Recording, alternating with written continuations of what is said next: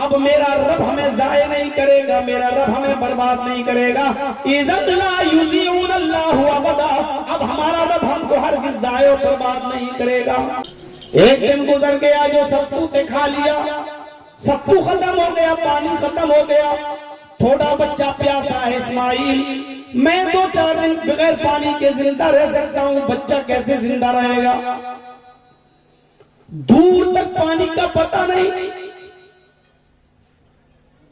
कोई काफिला नजर आ जाए उसे पानी ले लूं, लेकिन पानी का पता नहीं। हजरत हाजरा पानी की तलाश में दौड़ती हैं, सफा पर चढ़ जाती हैं, झांक कर देखती हैं उस पहाड़ी के नीचे कोई बस्ती रहती हो तो उन बस्ती के लोगों से थोड़ा सा पानी मांग लूं, लेकिन उस पहाड़ी से झांकती हैं तो कोई बस्ती आबाद नहीं। उनको दूसरी साइड में दूसरी पहाड़ी नजर आती है जिसको मरवा कहा जाता है। वो सफा से दौड़ती हैं, चक्कर लगाती हैं, चलती हैं और मरवा तक जाती हैं। बीच में कभी आहिस्ता चलती हैं और बीच में कभी कभी तेजी से चलती हैं, अकड़ के चलती हैं, अकेली हैं, कभी कभी इस तरीके से बहादुरों की तरह चलती हैं, अकड़ के चलती हैं, सीना तान के चलती हैं, फिर रुक जाती हैं, फिर थोड़ी देर नॉर्मल चाल चलती हैं और फिर थोड़ी देर अकड़ के चलती हैं। मरवा पहाड़ी पे पहुंच जाती हैं, मरवा से नीचे झांक कर देखती हैं कोई बस्ती आबाद हो तो इन बस्ती वालों से पानी ले लिया जाए, लेकिन कोई बस्ती नजर नहीं आती। सफा से मरवा एक चक्कर, फिर मरवा से सफा दौड़ी 2 चक्कर, पानी की तलाश में वो सफा से मरवा, मरवा से सफा, फिर सफा से मरवा, मरवा से सफा और फिर सफा से मरवा, दौड़ती रही यहां तक कि उन्होंने 7 चक्कर लगा लिए।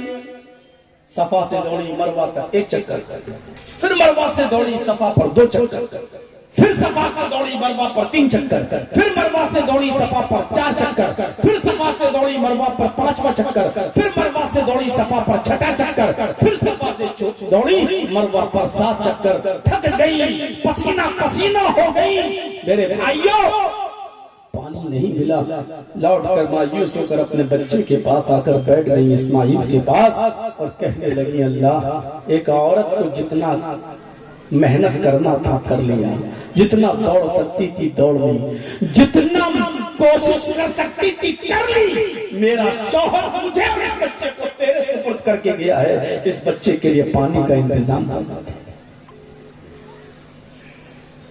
उधर अल्लाह ने हुक्म दिया, जिब्रील क्या देखते हो? मेरा बंदा इब्राहिम मेरी बंदी हाजरा को और अपने बेटे इस्माइल को मेरे भरोसे पर छोड़कर गया है।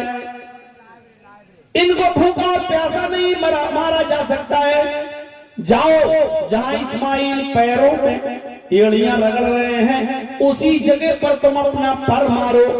और जैसे ही जिब्रील ने इस्माइल के पैरों की एड़ियों के पास अपना पर मारा, अल्लाह ताला ने जमजम का चश्मा जारी कर दिया, पानी निकाल दिया, वहां से पानी का चश्मा फूट गया।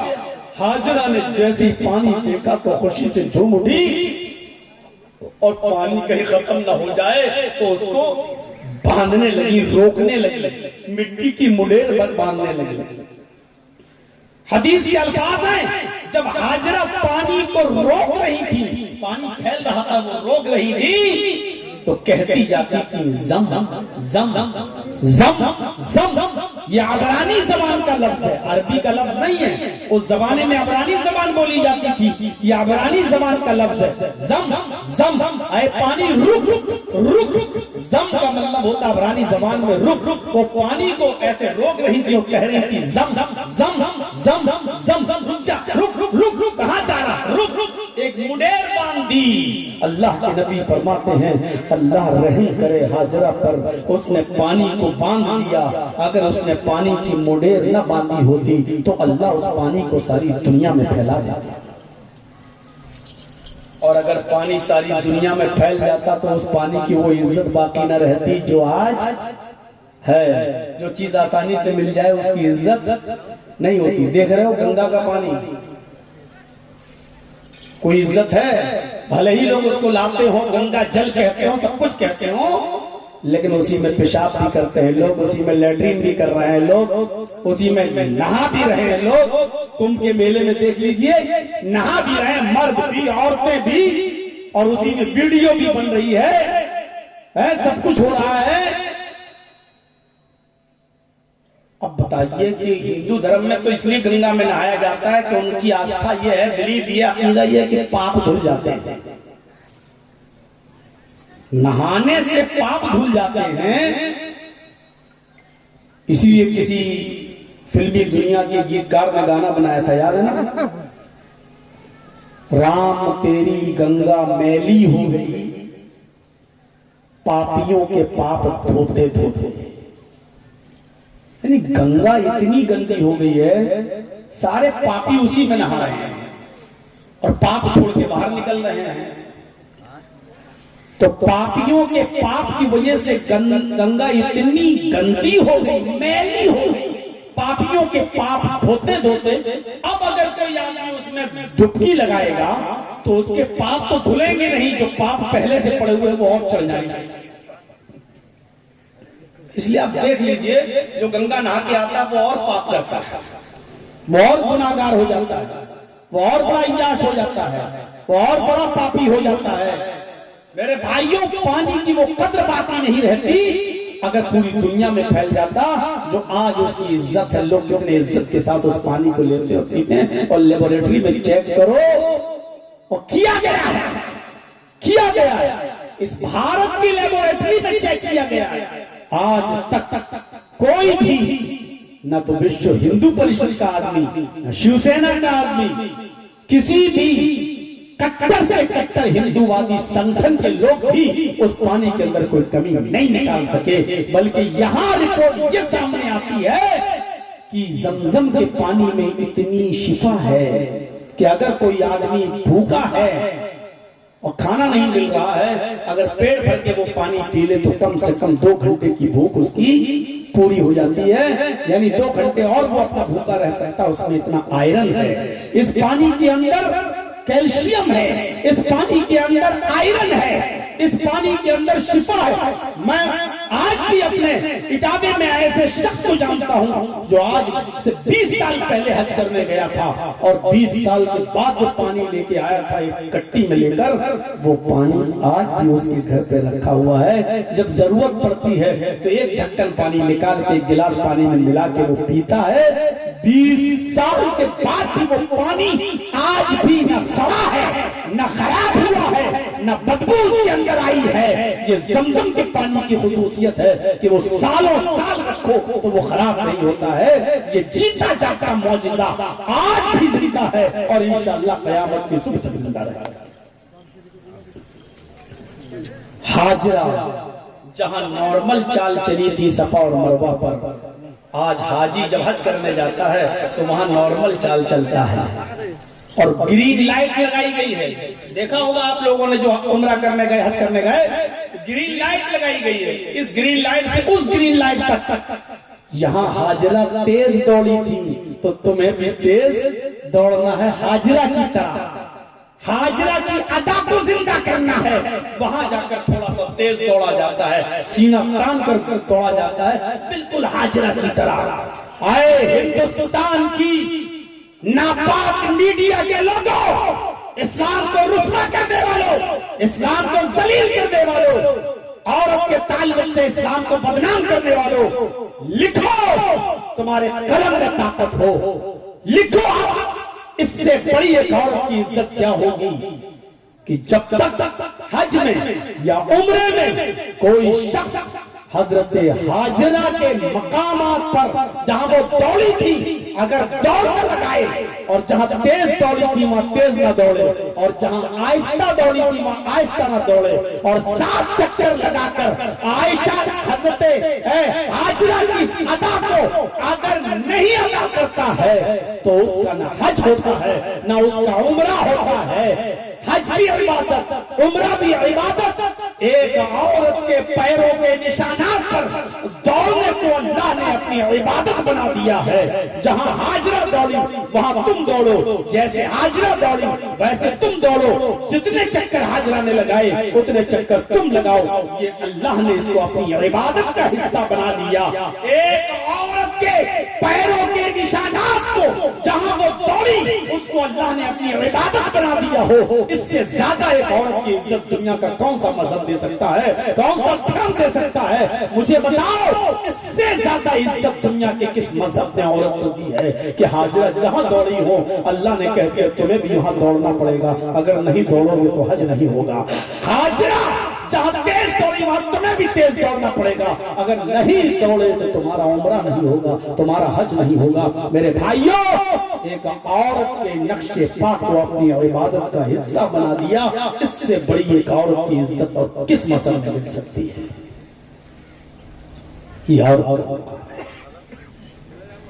औरत की चार हैसियतें होती हैं, चार हैसियतें। औरत मां होती है, औरत बहन होती है, औरत बेटी होती है, औरत बीवी होती है। किसी की या तो मां होगी, वही औरत किसी की बहन होगी, वही औरत किसी की बेटी होगी, और वही औरत किसी की बीवी होगी। एक औरत के अंदर ये चार सिफतें पाई जाती हैं। ये अलग बात है, वो फूफी भी होती है, खाला भी होती है, चची भी होती है, दादी भी होती है, नानी भी होती है, ये अलग चीजें होती।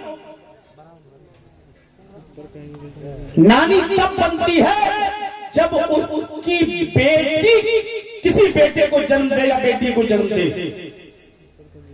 तब वो अपनी बेटी के बेटे या बेटी की नानी होगी। दादी तब बनेगी जब उसका बेटा बाप बन जाएगा, वो अपने बेटे की औलाद की दादी बनेगी, दादा। लेकिन मां अपने बच्चा पैदा हुआ मां बन गई, किसी की बहन भी है, किसी की बेटी भी है, और शादी हो गई तो किसी की बीवी भी है। अब सोचिए, इन चार हैसियतों को सामने रखिए और चारों को देखिए। अल्लाह रब्बुल आलमीन ने औरत को चारों हैसियत से कितना मुमताज किया है, कितना आला दर्जा दिया है। मां है तो क्या मकाम दिया, मां है तो एक औरत को क्या मकाम दिया जानते हो? अल्लाह के नबी जनाब मोहम्मद रसूलुल्लाह सल्लल्लाहु अलैहि वसल्लम से पूछा गया, अल्लाह के नबी मेरे बाप भी हैं माँ भी है, इन दोनों में सबसे ज्यादा मैं हुस्न सुलूक किसके साथ करूं, मैं इन दोनों में सबसे ज्यादा सेवा किसकी करूं? अल्लाह के नबी फरमाते हैं कि अपनी माँ की। उसने पूछा उसके बाद किसकी? आपने फरमाया अपनी माँ की। उसके बाद उसने पूछा अल्लाह के नबी उसके बाद किसकी? आपने फरमाया अपने माँ की। फिर पूछा अल्लाह के नबी उसके बाद किसकी? आपने फरमाया अपने बाप की।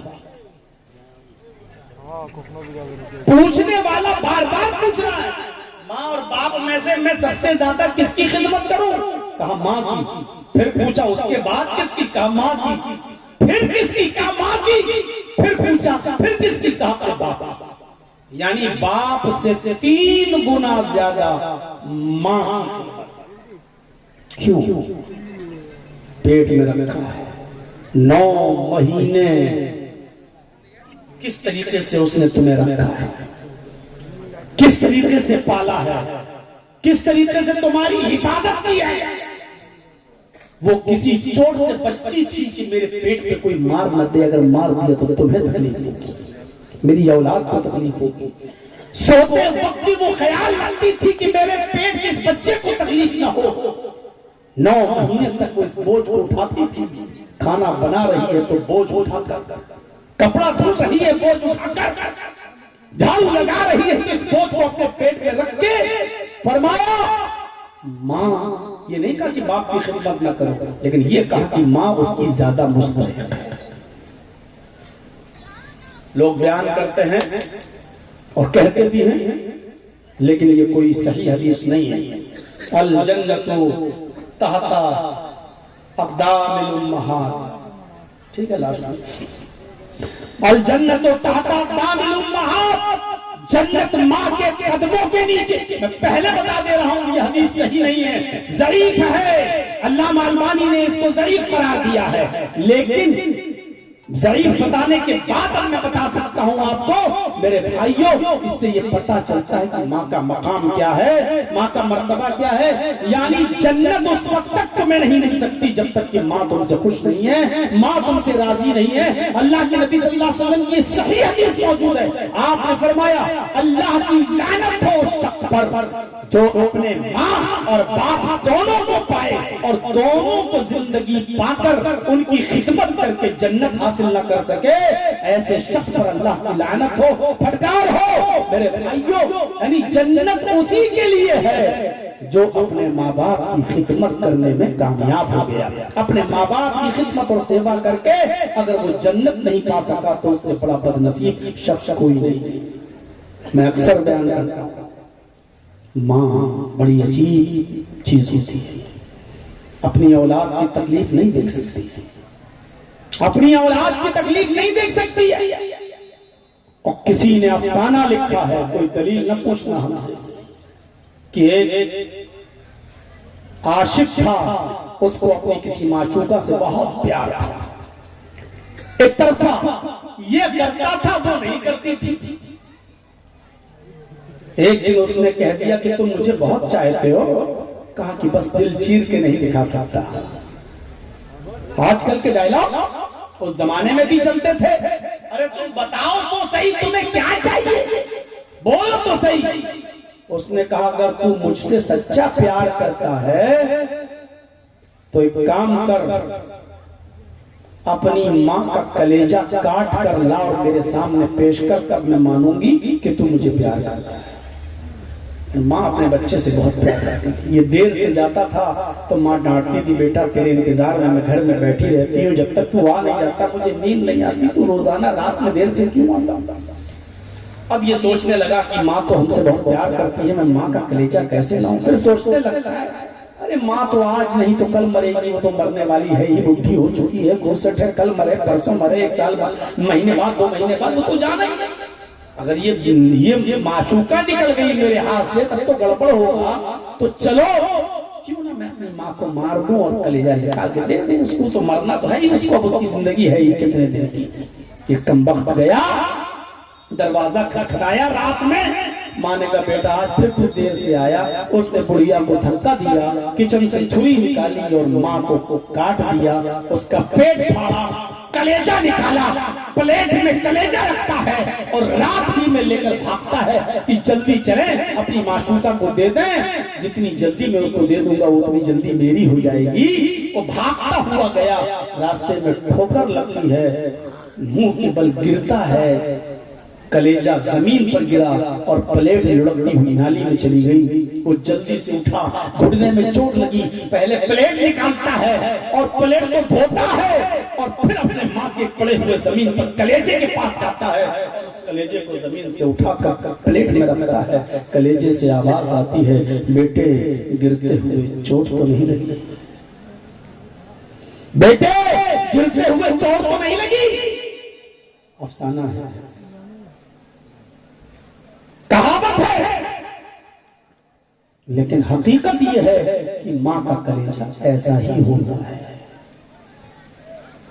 तुम लाख मां को सताओ, लेकिन जब मां ये देखती है कि मेरे बेटे को तकलीफ पहुंची है, तड़प जाती है, तरस जाती है।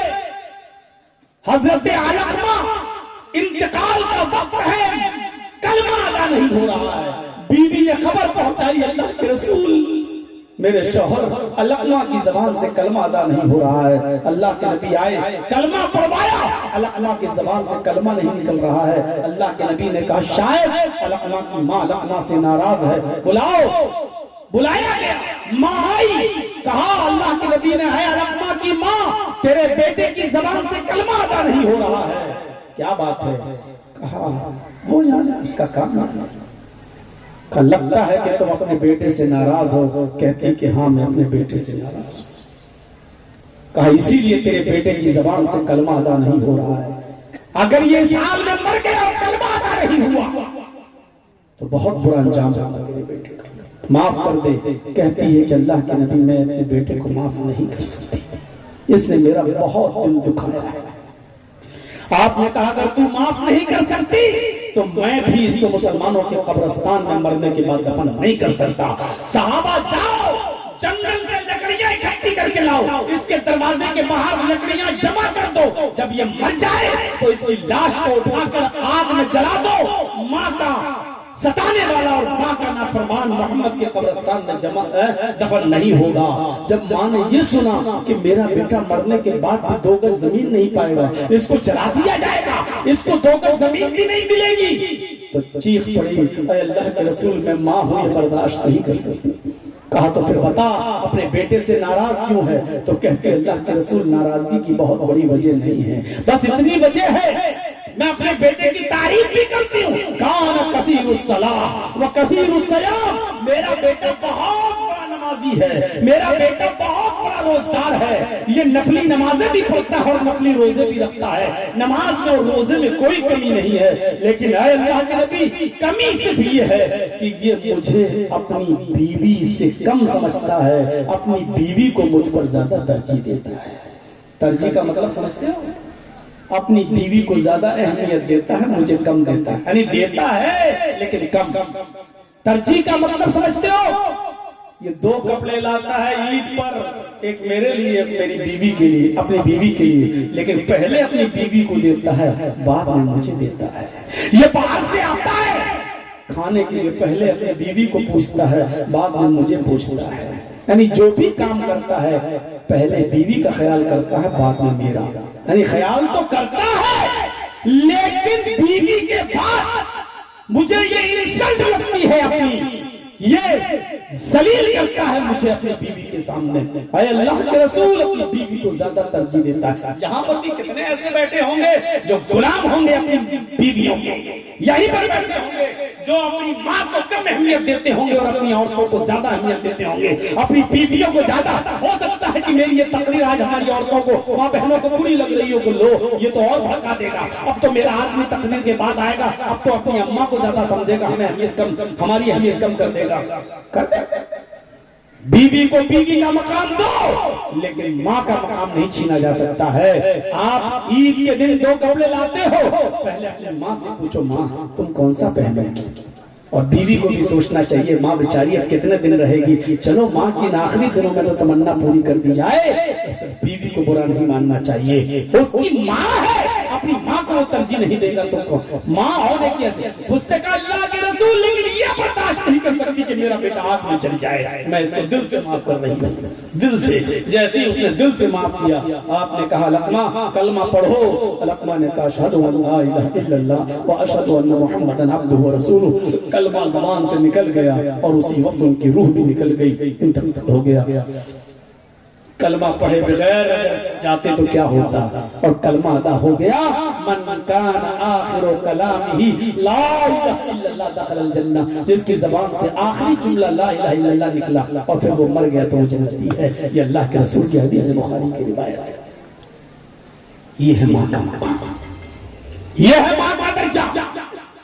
एक सहाबी अपनी बूढ़ी माँ को अपने पीठ पर लाद कर तवाफ करा रहे हैं खाने काबा का, आंखों से अंधी है, पैरों से लंगड़ी है, बूढ़ी है, तवाफ करा रहे हैं। और 7 चक्कर लगाने के बाद हजरत उमर फारूक पर नजर पड़ी तो हजरत उमर फारूक कहते हैं माशाअल्लाह अपनी माँ की इतनी खिदमत करते हो, अल्लाह तुम्हें जज़ाए खैर दे। कहा अल्लाह के ऐ अमीरुल मोमिनीन, ऐ उमर फारूक, मेरी माँ आंखों से अंधी है, मेरी माँ दांत उसके मुंह में नहीं है, मेरी माँ हाथों से कोड़ी है, मैं अपने हाथ से रोटी बनाता हूँ और अपने हाथ से अपनी माँ को खिलाता हूँ, जब चबा नहीं पाती मुंह से चबाता हूँ, फिर वो लोकमा अपने माँ के मुंह में डालता हूँ।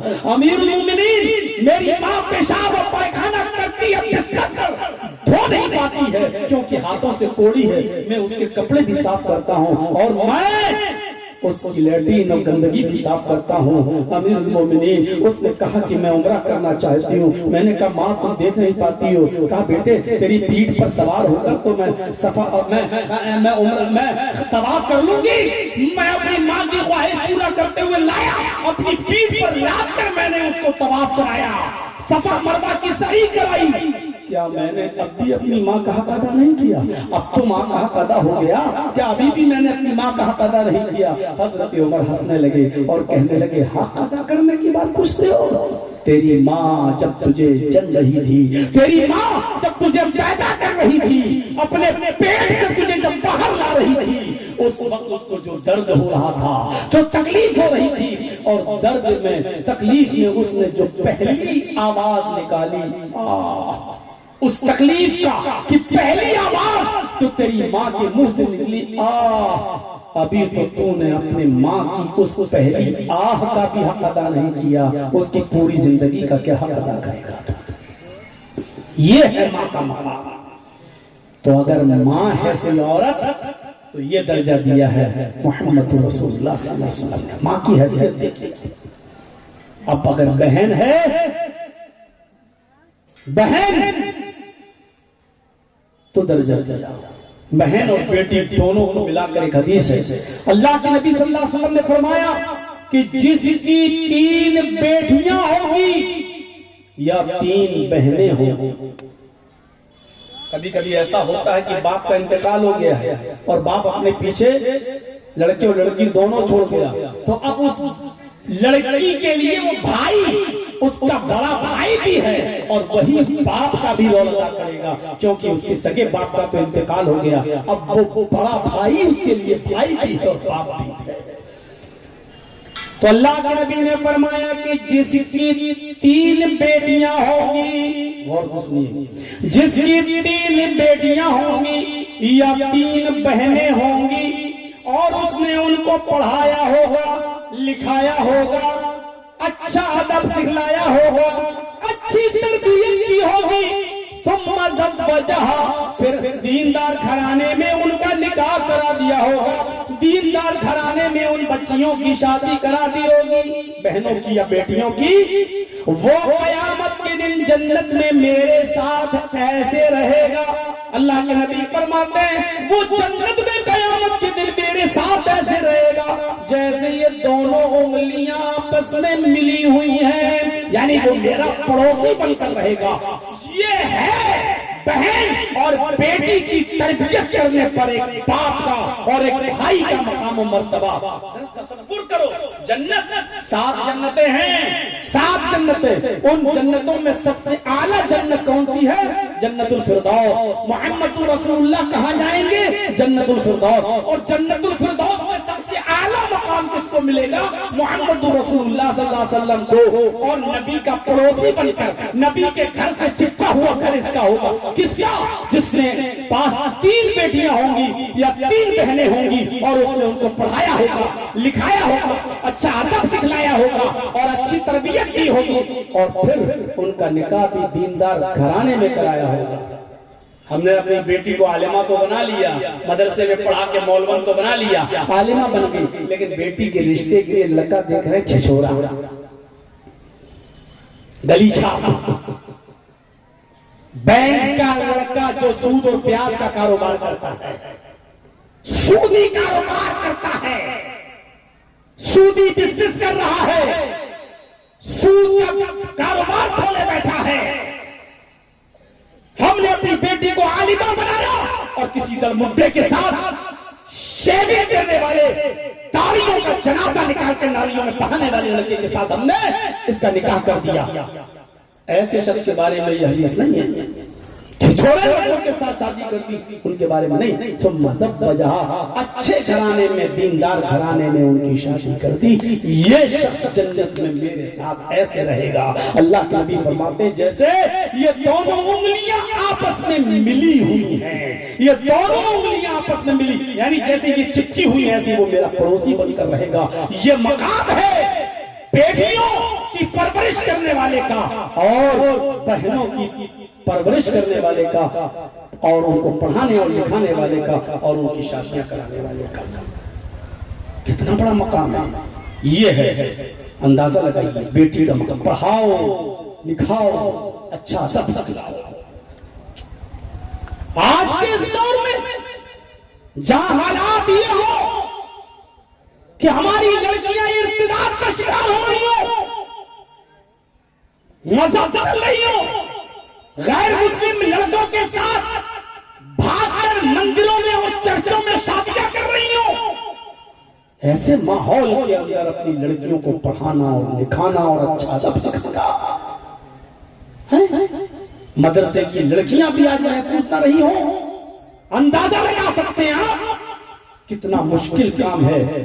एक लड़की जब स्कूल जाती है, कॉलेज जाती है, और खास तौर पर उस स्कूल जाती है जो को एजुकेशन वाला हो, जहां लड़के और लड़कियां दोनों बैठकर तालीम हासिल करते हो, तो एक बाप को नींद कैसे आ जाती है। एक बाप 7 बजे अपनी लड़की को भेजकर इत्मीनान और चैन और सुकून के साथ 12 बजे तक और 1 बजे तक कैसे रह जाता है कि मेरी लड़की बिल्कुल पाक और साफ होगी और किसी लड़के के साथ उसका कॉन्टेक्ट और कनेक्शन नहीं होगा। कैसे उसको इत्मीनान मिल जाता है, वो भी आज के इस माहौल में, आज के इस माहौल में। लेकिन ऐसी लड़कियां भी मौजूद हैं मेरे भाइयों, जिन्होंने डॉक्टरी की डिग्री ले ली, MBBS कर लिया, सरकारी नौकरी भी लग गई, नियुक्ति भी हो गई। और नियुक्ति के लिए देखिए अभी बिहार के अंदर पटना में चीफ मिनिस्टर ने उसको बुलाया, नियुक्ति लेटर दिया, लेकिन हिजाब भी खींच लिया। एक अंग्रेजी माहौल में पड़ी हुई लड़की, इंग्लिश माहौल में पड़ी हुई लड़की, और हिजाब के साथ चीफ मिनिस्टर के सामने जा रही है। मेरे भाइयों को तसव्वुर कीजिए, इसमें उस लड़की से ज्यादा उस लड़की की मां का किरदार झलकता है, जिसने अपनी बेटी को ऐसी तरबियत दी होगी, ऐसी तरबियत। उसका हिजाब खींचा गया, वो एक अलग मुद्दा है, वो तो हिजाब नहीं हटाई ना, उसका खींच लिया गया। मीडिया पर भरमार पड़ी हुई है, इसकी जितनी मजम्मत की जाए कम है। लेकिन भाइयों, ये सोचने की जरूरत है कि आज जब मदरसों में पढ़ने वाली लड़कियां भी जलसों में घूम रही हो, जलसों में लिपस्टिक खरीद रही हो, जलेबियां खरीद रही हो, जब दीन का इल्म हासिल करने वाली लड़कियों का यह हाल है, तो अंग्रेजी माहौल में डॉक्टरी का सर्टिफिकेट लेने वाली लड़की हिजाब के साथ अगर जा रही है, तो उसकी मां ने उसकी तरबियत किस तरीके से की होगी और किस तरीके से उसकी मां ने उसको पाला और पोसा होगा और बड़ा किया होगा। ये वो माँ काबिले मुबारकबाद है कि उसकी मां सलाम करता है ये जर्जीस उसकी मां को कि उसने इस माहौल में अपनी बेटी को ऐसी तरबियत दी है, उसको तरबियत को। हम क्या तरबियत देंगे और आप क्या तरबियत देंगे? जलसों में भी अपनी मोटरसाइकिल पर अपनी सालियों को बिठा के लाने वालों, ससुराल से अपनी भाभी को अपने घर तक लाने वालों, तुमसे क्या उम्मीदें रखी जाए? बेगैरती का तमाशा बना दिया। तुम बात करते हो उसकी सगी भाभी हो और भाई की इजाजत के बावजूद अपने देवर के साथ वो नहीं आ सकती है। जर्जीस साहब अगर अपने छोटे भाई से कहते हैं जाओ भाभी को घर से ले आओ, मोटरसाइकिल ले जाओ, बिठा कर लाओ, मेरी इजाजत के बावजूद भी मेरी बीवी का मेरे छोटे भाई के साथ अकेले मोटरसाइकिल पर बैठकर आना या उसके साथ कहीं जाना हराम है इस्लाम की दृष्टि से। इसको दुनिया का कोई मौलवी हलाल नहीं कह सकता। और इसी तरीके से मेरी बीवी बैठी है, हम दोनों खाना खा रहे हैं और साली आ जाए, बीवी की बहन, और वो भी बुला ले, जरा तुम भी खा लो मेरे साथ खाना। अपनी बीवी के पास बैठकर भी साली के साथ खाना नहीं खाया जा सकता है, जायज नहीं है। अगर बीवी कह रही है, लेकिन इसके बावजूद नहीं, बीवी के हिसाब से इस्लाम थोड़ी चलेगा।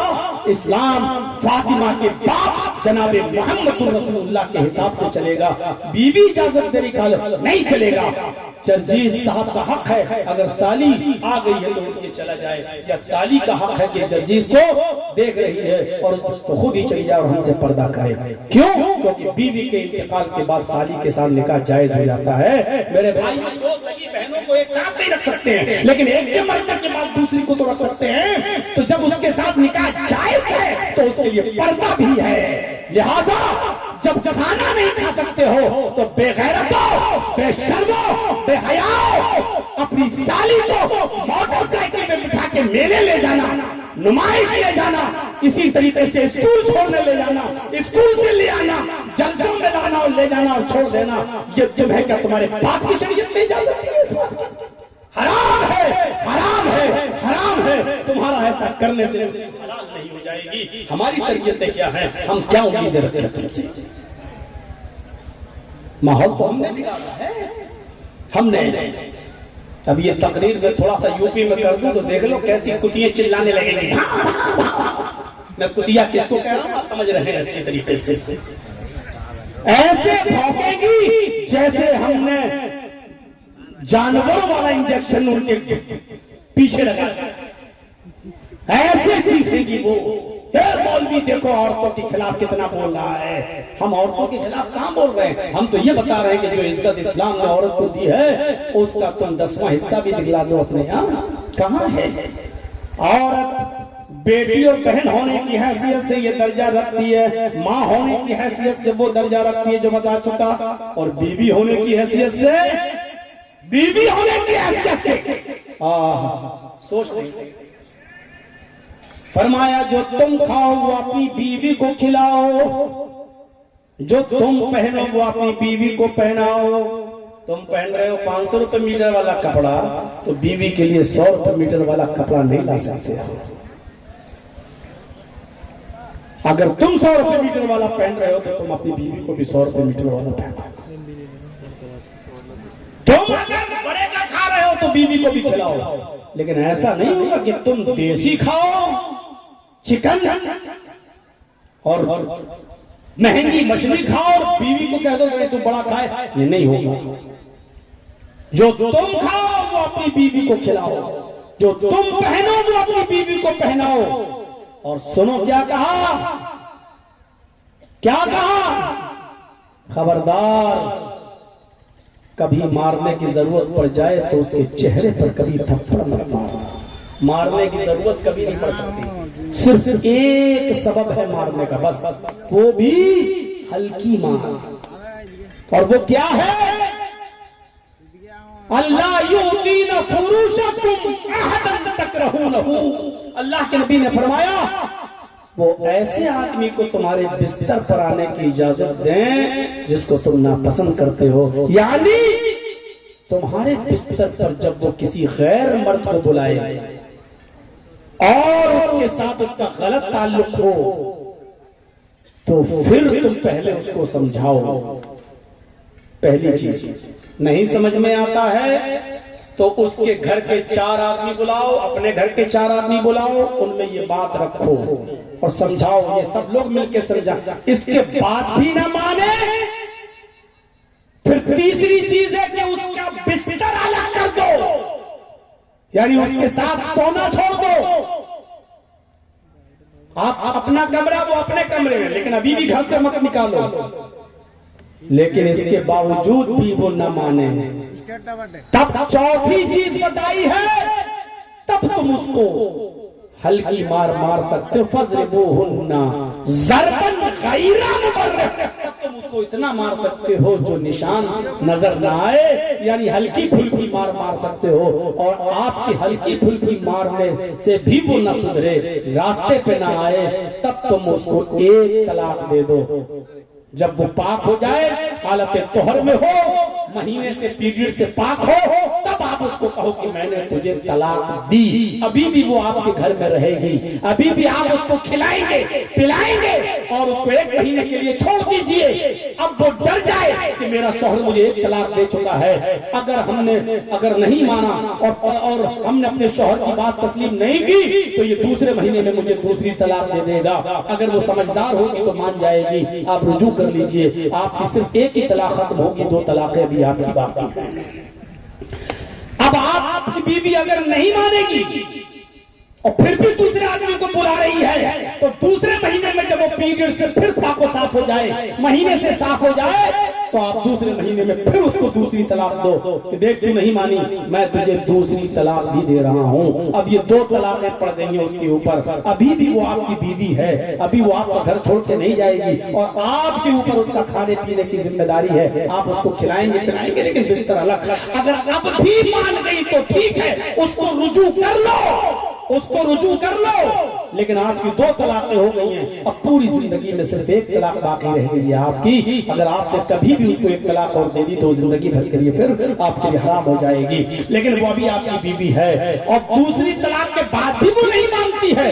नहीं, इश्क का भूत बहुत ज्यादा सवार है, वो किसी गैर मर्द को ही सब कुछ समझती है। तो 2 तलाकों के बाद भी वो नहीं सुधरेगी। उसको अब अपना घर नहीं बनाना है। सोचने और समझने का आपने बहुत मौका दे दिया है, अब भी अगर नहीं मानती है तो तीसरे महीने में पाको साफ जब वो हो जाए तब आप उसको तीसरी तलाक दीजिए। और जहां आप उसको तीसरी तलाक देंगे फिर वो ना आपके घर में रहेगी, न वो आपका कुछ खा सकती है, पी सकती है, क्योंकि तीसरी तलाक जैसी आपके मुंह से निकली वो आप पर हराम, आप उस पर हराम। अब आपके ऊपर उसका नफका नहीं है, न खाना है, न पानी है, न कपड़ा है, न लगता है। वो तीसरी तलाक के बाद आजाद हो चुकी है, जाए जहां जाना हो और अपनी 3 महीने की इद्दत गुजार कर वो कहीं और शादी करना चाहे तो कर ले, लेकिन अब ये इसके लिए पूरी जिंदगी के लिए हराम हो चुकी है। अब वो तरीका नहीं है, एक रात के लिए तुम चली जाओ दूसरे के पास और फिर वो तलाक दे देगा सुबह, फिर मैं शादी कर लूंगा।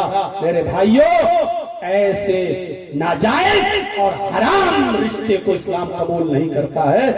जानबूझकर आप कहोगे मेरी बीवी से एक रात के लिए शादी कर लो, कल से बाद तलाक दे देना। इसको तो किराए का साण बताया है अल्लाह के नबी ने।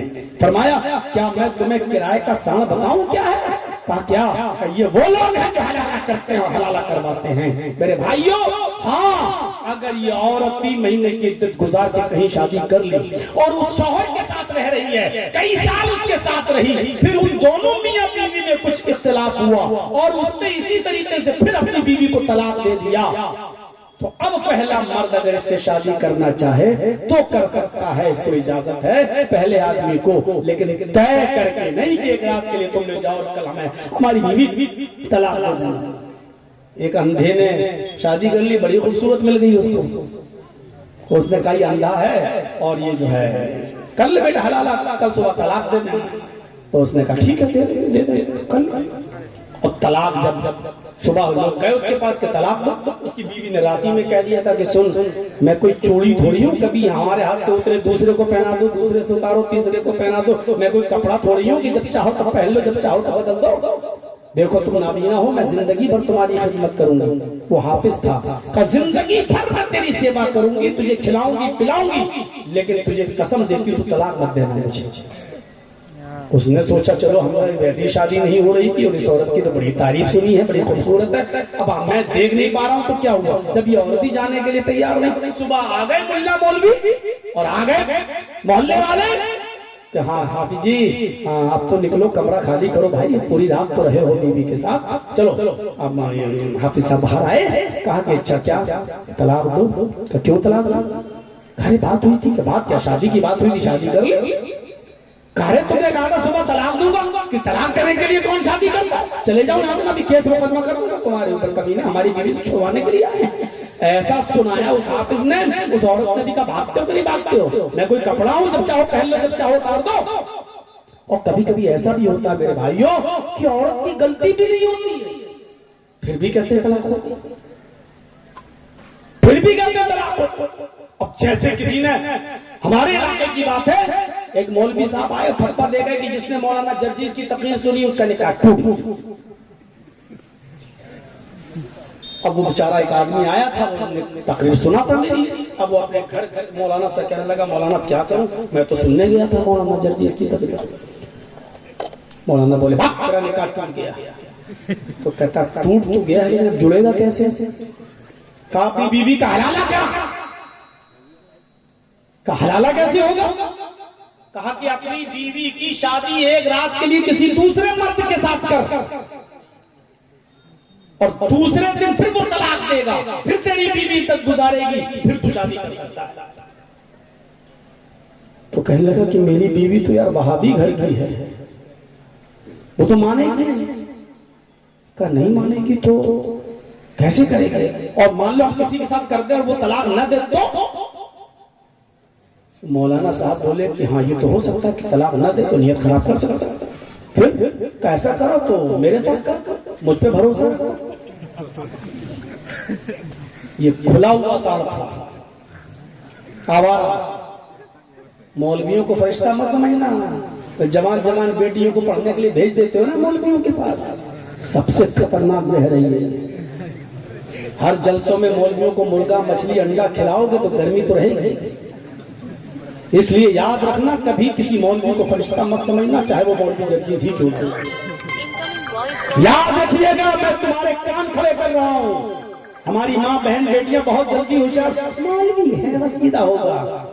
नहीं, अल्लाह के नबी के जमाने में सहाबा से ज्यादा सीधा कौन था? लेकिन सहाबा तक से ये जुर्म हो गया। वो इतने थे, जज्बात में बहक तो गए, लेकिन इतने अल्लाह से डरने वाले थे कि इसी दुनिया में उन्होंने कहा अल्लाह के रसूल मुझे पाक कर दीजिए, और उन्होंने पत्थरों से मार खा खा कर अपने आप को इसी दुनिया में खत्म करा लिया, ताकि इस दुनिया में सजा भुगत ले और जहन्नम से जाने से बच जाए। उनका दिल साफ था।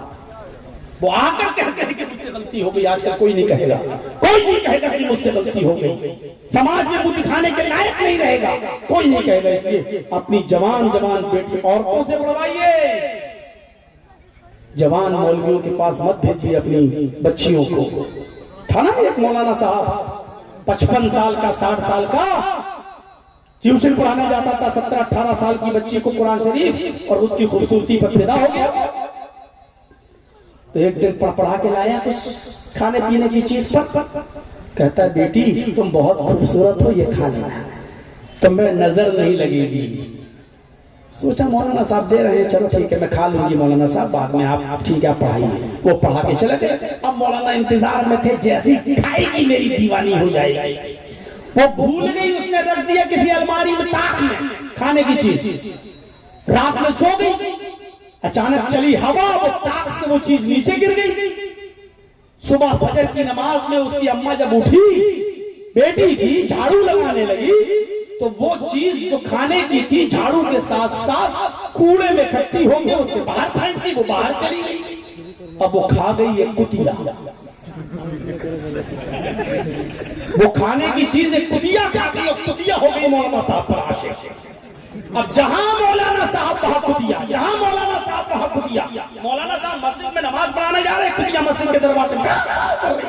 मौलाना साहब कह रहे लगता है सब वक्त इसी ने खा लिया वो चीज, ये हमारा पीछा क्यों नहीं छोड़ रही? घर जा रहे हैं तो मेरे पीछे, आगे जा रहे हो तो मेरे पीछे। तो दूसरों के लिए कुएं खोदते हैं, उसमें खुद गिर जाते हैं कभी कभी। दुनिया में ऐसी कोई चीज नहीं जो किसी को दीवाना बना सकती, कोई चीज नहीं।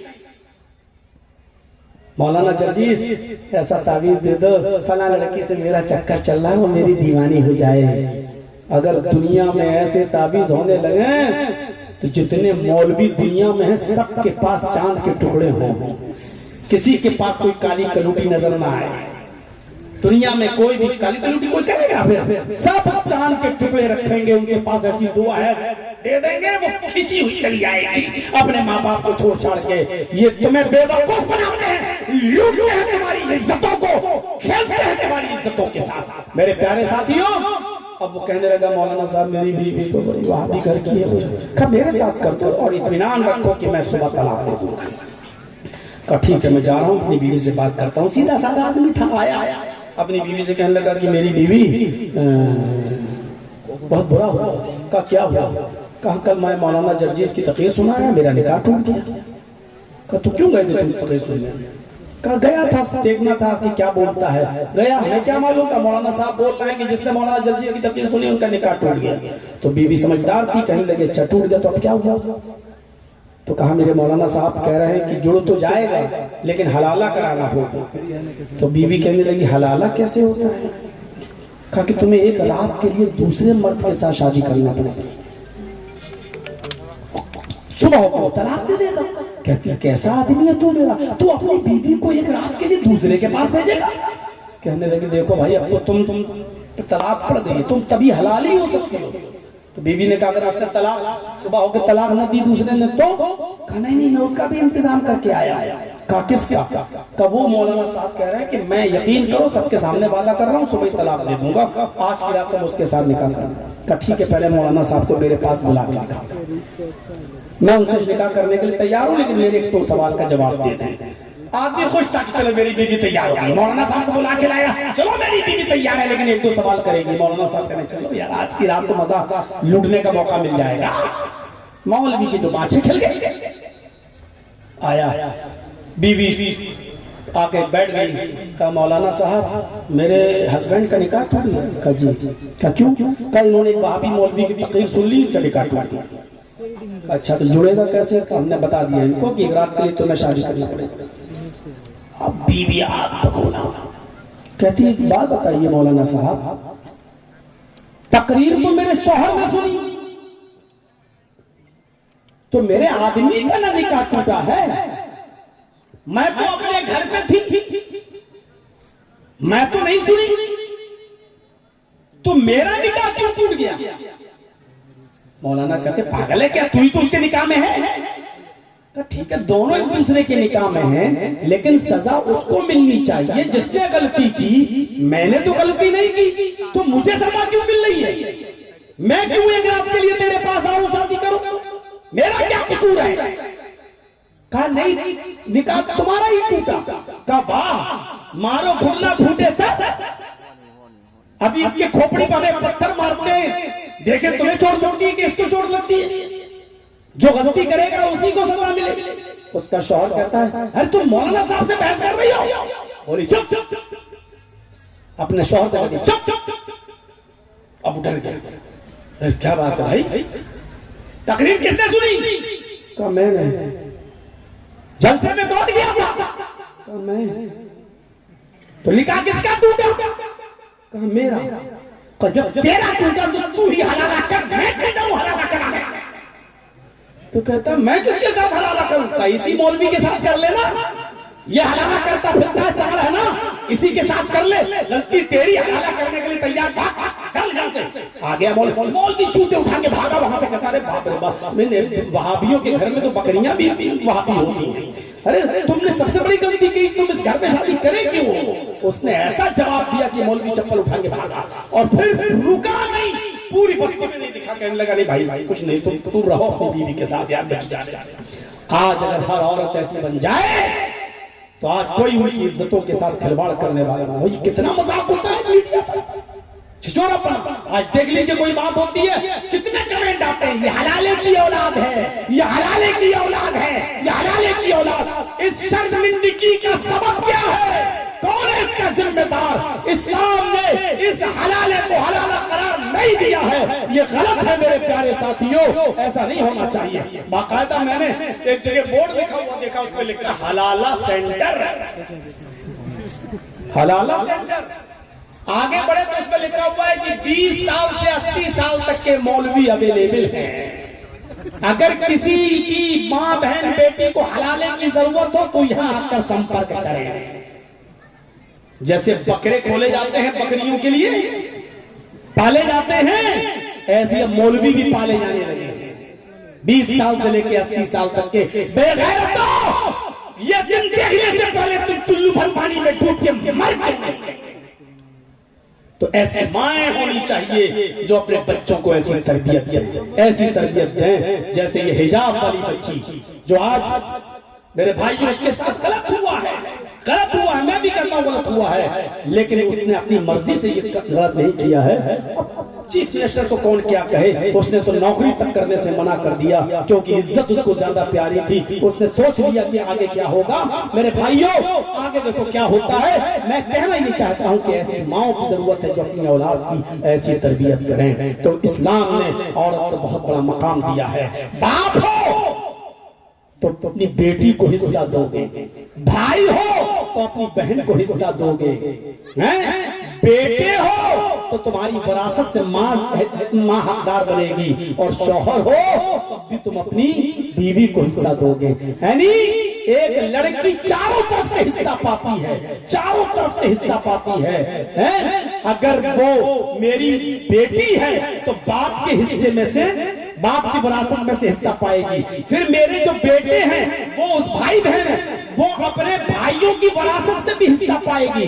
कल मेरी बेटी जब मां बनेगी तो अपने बेटे की विरासत से भी हिस्सा पाएगी, और जब शादी होगी तो अपने शौहर की विरासत से भी हिस्सा पाएगी। इस्लाम ने इतना बड़ा मकाम दिया है एक लड़की को कि वो अपने बाप से भी हिस्सा पाएगी, अपने भाई से भी पाएगी, अपने शौहर से भी पाएगी और अपने बेटे से भी पाएगी। इतना बड़ा मकाम और मर्तबा किसी मजहब ने औरत को नहीं दिया है जो इस्लाम ने दिया है। ये है इस्लाम के अंदर औरत की इज्जत। मेरे भाइयों, मुझे बोलते हुए 1.5 घंटा हो गया है, मैं आपके सब्र का इम्तिहान भी ले रहा हूँ। बहुत मुबारकबादी के काबिल है आप जो अब तक बैठे रहे हैं। अब मेरी आपसे गुजारिश ये है कि आपका ये मस्जिद है, मस्जिद अंसार यहाँ तामीर हो रही है, और आपने जमील साहब के हाथ में भी दिया होगा और जिन लोगों ने चंदा किया उनके हाथ में दिया होगा। मेरी आपसे गुजारिश है कि आप मुझसे बड़ी मोहब्बत करते हैं और 26 सालों से मुझे बराबर बुला रहे हैं इन इलाकों में और बस्ती में। कितने लोग बदल गए, एक बार आए दोबारा नहीं, लेकिन मुझे आप नहीं भूले। इतना प्यार, इतनी मोहब्बत देते हैं तो मेरे कहने से मेरे हाथ में भी आप इस मस्जिद का ताबुन करते जाइए, इंशाल्लाह ज़ाहिर नहीं जाएगा। आज देखता हूँ आपको मुझसे कितनी मोहब्बत है। अल्लाह के लिए इस मस्जिद का ताबुन मेरे हाथ पर करें और मुसाफा करते जाएं, इंशाअल्लाह आपका ये अज्र ज़ाय नहीं जाएगा। अल्लाह से दुआ है कि हमारे इलाहा इस्लाम